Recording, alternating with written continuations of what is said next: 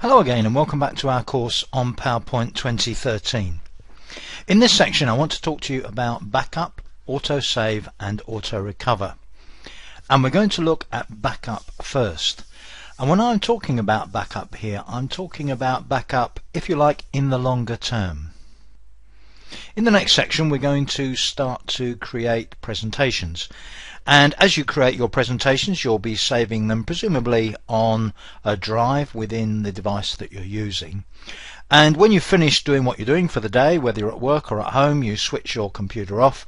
You come back again tomorrow or the next time you're going to work on this course, and you're going to open up those presentations and carry on working on them.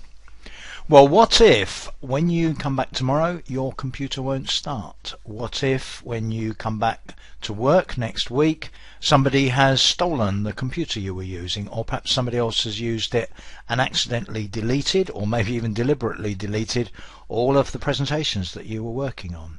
What do you do about that? Well, what you do about that is that you always have at least one backup copy of the work that you're doing, and it is on a device other than the one that you are working on. Now, at the time of writing this, there are many options for taking backup copies of the work that you're doing. You could, for instance, just copy the work to a memory stick, a USB memory stick, which will probably hold several gigabytes of data, which may be hundreds of presentations, and which maybe will cost a few dollars or a few pounds from your local computer store. Alternatively, you could have an external drive device. Again, it could be a USB device which may hold up to 1 or 2 terabytes of data, which is probably going to be millions of presentations. And again, that will only cost $50, $100, £50, something like that. So there really is no excuse for not keeping copies of the work that you're doing. Nowadays, many people work in such a way that as they're working, they have an external device that is copying what they're doing to the external device pretty much as they go. So it's doing a sort of live backup of the data in real time. And that's a good option, particularly if what you're doing is going to be of great value to you. From my point of view, what I do is I take a backup copy of everything without fail at the end of the day, keep it in 2 places. I keep it on my own network so that it's safe at hand, but I also put a copy in, actually goes in the boot of my car in a locked box.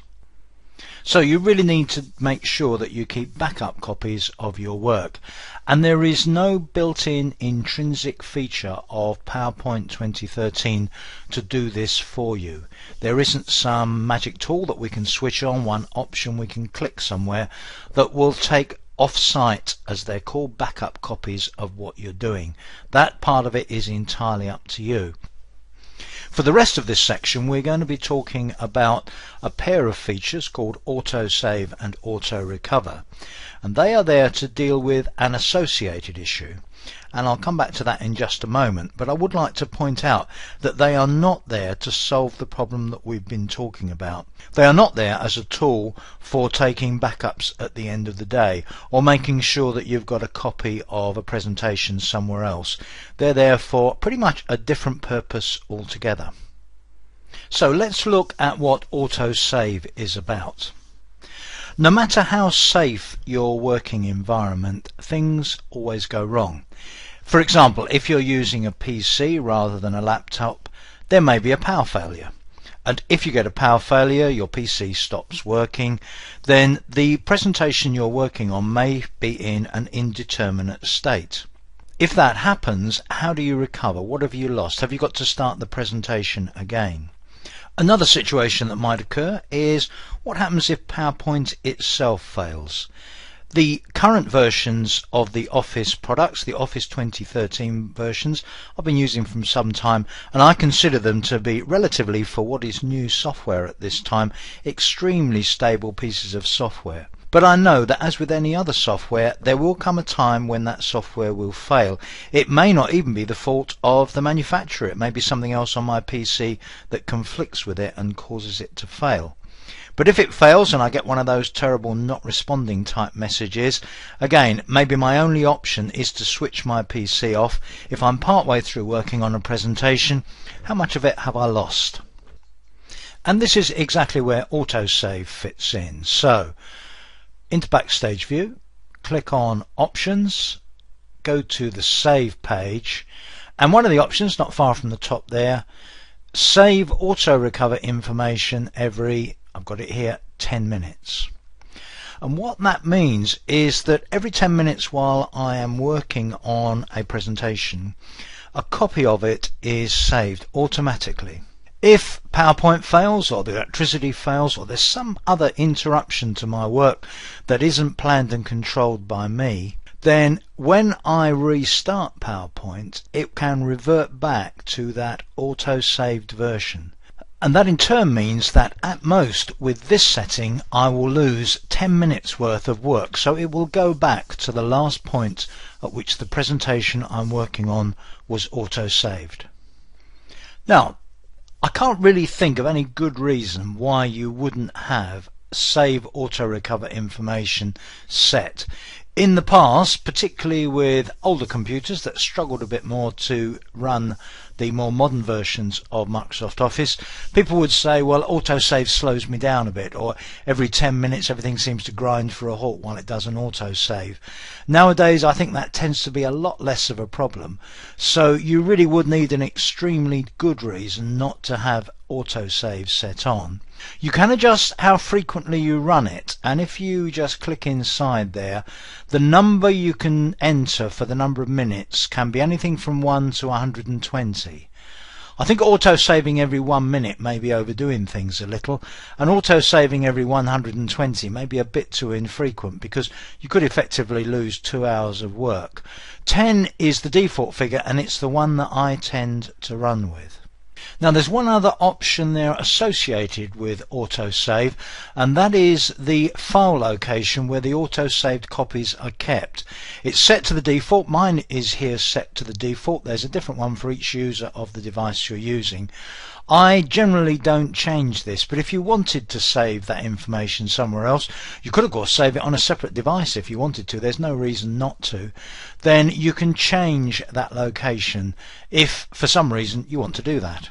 Although of course if you were going to use a different device, it would have to be a device that is connected and available all the time that you're using PowerPoint 2013.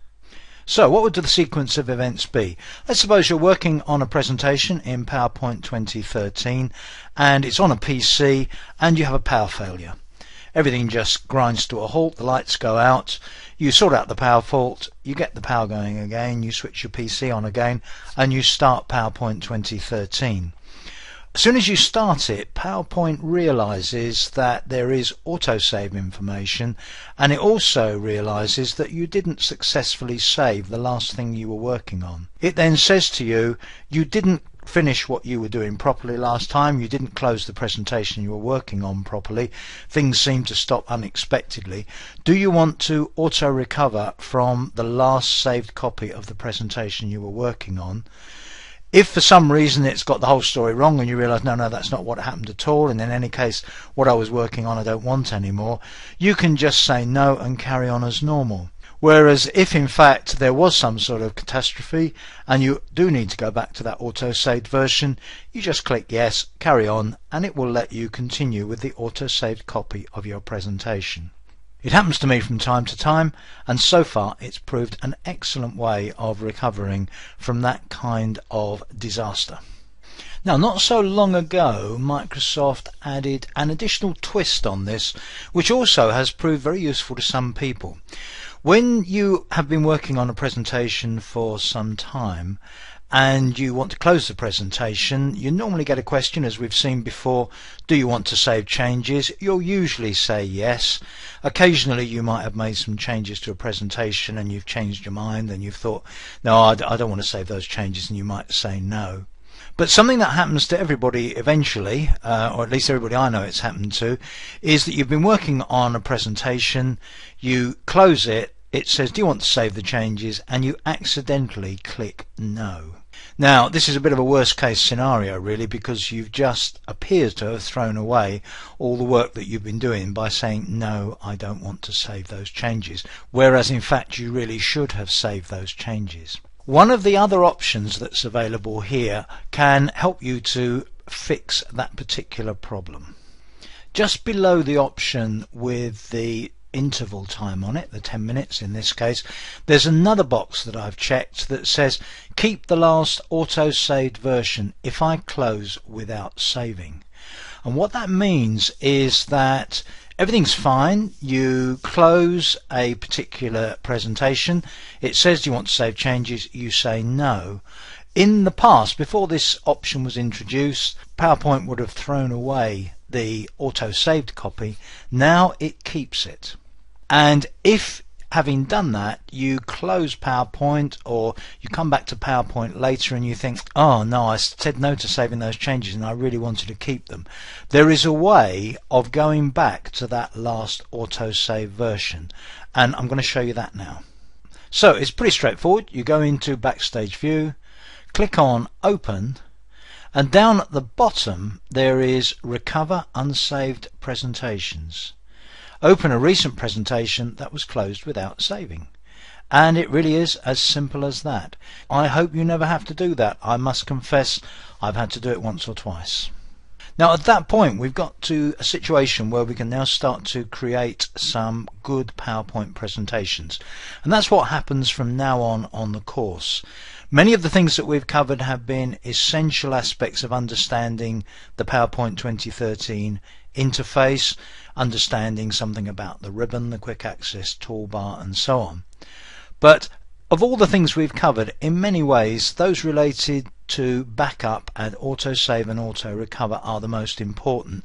So although this isn't actually an exercise for you to do, I do want you to make sure that you have those autosave options set. You may choose to tune or tweak them later on in your use of PowerPoint, but make sure they're set. They may well have never been changed and just be at the default settings, which is fine, but it is absolutely essential that you get those settings correct and that you make arrangements for those backups to a different device so that you don't lose your work in the longer term. So in the next section we're going to make our first presentation. Please join me for that. Hi everyone, Simon here from Simon Says It. Thanks for watching this video. If this is your first time here, I'd love for you to subscribe. Every Tuesday, Wednesday, and Thursday, new videos are uploaded to the Simon Says It channel here on YouTube. Just click on the subscribe button right over there. If you're interested in taking your Office 2013 training to the next level, you can get over 70 hours of Microsoft Office 2013 training offered by Simon Says It. Just check out the About section below this video with more details. We'll see you next week with additional videos.